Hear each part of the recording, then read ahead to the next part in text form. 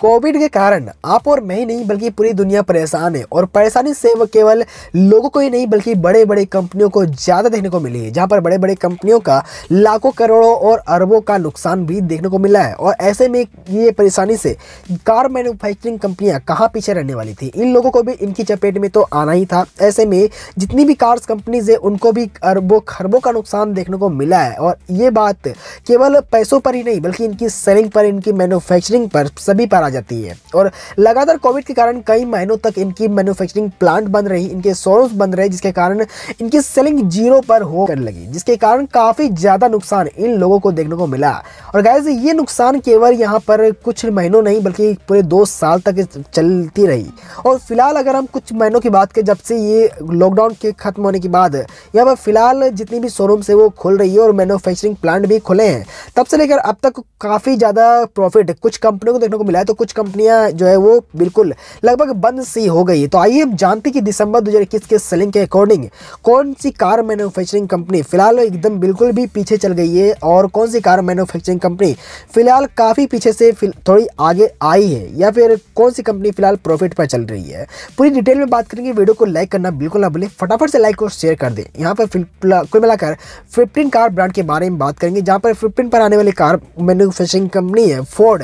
अब भाई हम फोर्ड को कैसे बोल सकते हैं, भले ही इसकी मैन्युफैक्चरिंग बंद जरूर हो चुकी है, लेकिन फिलहाल अगर बात करें तो इंडिया पर एक बजट सेगमेंट पर बनाने वाली कार मैन्युफैक्चरिंग कंपनी फोर्ड तो अभी भी मौजूद है।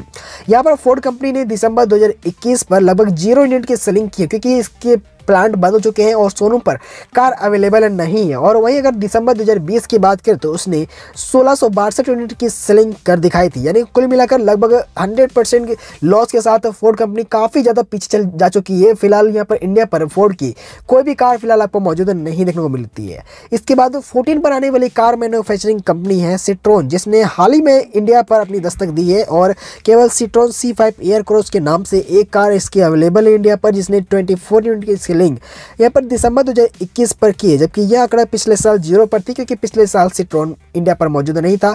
इसके बाद 13 पर आने वाली कार मैन्युफैक्चरिंग कंपनी है जीप, जिसने 916 यूनिट की सेलिंग दिसंबर 2021 पर की है, जबकि यह आंकड़ा पिछले साल दिसंबर 2020 पर 386 पर रुक गई थी, यानी कुल मिलाकर 137% के ग्रोथ के साथ जीप कंपनी फिलहाल आगे चल रही है।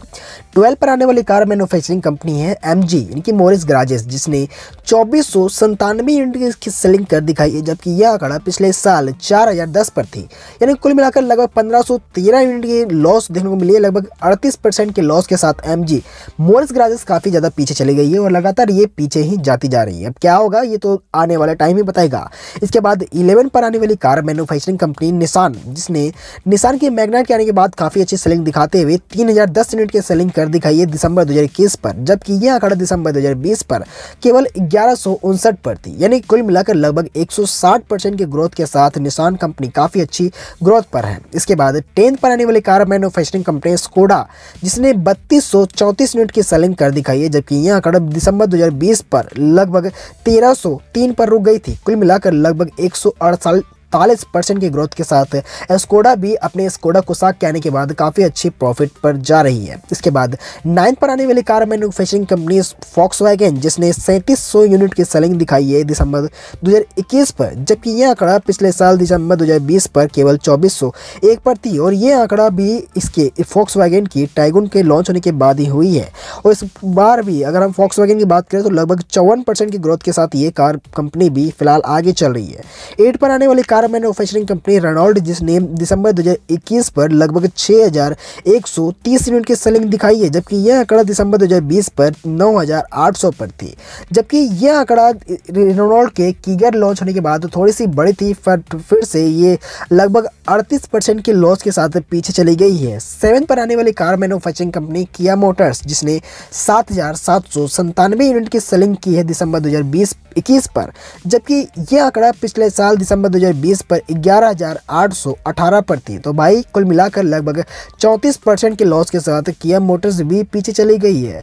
इसके बाद 6 पर आने वाली car manufacturing company Honda Motors ने भी 7973 यूनिट की सेलिंग दिसंबर 2021 पर कर दिखाई है, जबकि यह आंकड़ा दिसंबर 2020 पर केवल 8638 पर थी। तो भाई मिलाकर बात करें तो होंडा मोटर्स भी लगभग 8% के लॉस के साथ पीछे ही है।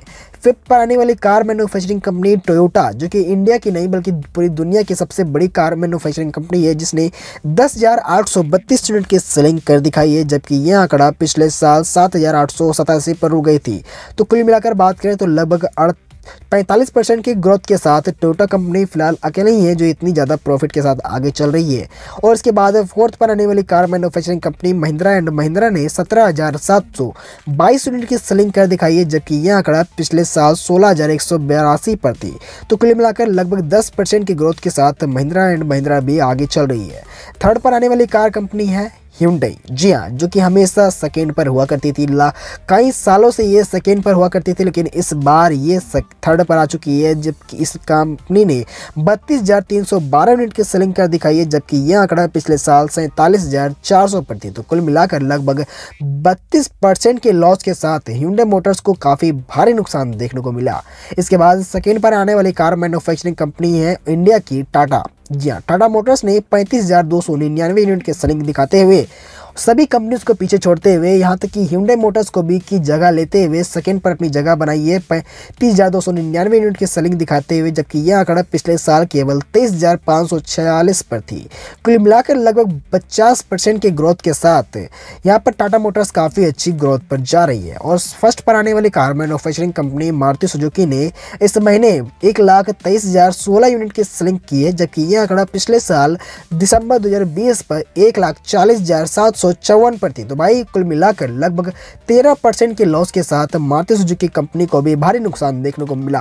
दिसंबर 2021 के सेलिंग के अकॉर्डिंग ये 15 कार्स कंपनी है जो कि टॉप पर आती है, जिसमें से फोर्ड कंपनी लगभग खत्म से हो गई है। तो वहीं टाटा मोटर्स को काफ़ी बेहतरीन यहाँ पर फायदा हुआ है, जहाँ पर इसने Hyundai की जगह ले ली है, और वहीं Hyundai मोटर्स को काफ़ी भारी नुकसान देखने को मिला। और यही बात करें तो फिलहाल मारुति सुजुकी कंपनी की बात करें या फिर Hyundai की बात करें या फिर किसी भी की कंपनी की बात करें तो वो फिलहाल पीछे ही चल रही है। होंडा, किया, रेनॉल्ट, MG ये सभी कंपनीज फिलहाल पीछे ही चल रही है। फिलहाल फायदा हुआ है तो वो हुआ है टोयोटा को और टाटा मोटर्स को। इसके अलावा निसान को भी काफ़ी अच्छी फ़ायदा हुई है, स्कोडा को भी काफ़ी बेहतरीन फ़ायदा हुआ है, और जीप कंपनी की फ़ायदा हो तो हुआ है। लेकिन गाइस अगर हम 916 यूनिट की सेलिंग की बात करें जो कि पहले 386 पर थी, तो भाई ये तो कोई मतलब ही नहीं हुआ, क्योंकि 530 यूनिट की सेलिंग की ग्रोथ कोई बड़ी ग्रोथ नहीं है। अगर हाँ वो 1000 पर आती तो कोई बात रहता, लेकिन अगर कंपनीज की बात करें तो फिलहाल वो भी काफ़ी अच्छी ग्रोथ पर है। तो आपकी फेवरेट कार कंपनी कौन सी, कमेंट में जरूर बताना। आप किस कार कंपनी की कार खरीदना चाहते हैं, कमेंट में जरूर बताना। अगर आपको कोई भी डाउट हो, कुछ भी सवाल हो, तो आप हमें कमेंट जरूर कीजिएगा। इस वीडियो को लाइक और शेयर करना, चैनल को सब्सक्राइब जरूर कर लेना। ऐसे ही वीडियो के साथ हम फिर से मिलते हैं, तब तक के लिए अपना ध्यान रखें। जय हिंद, वंदे मातरम।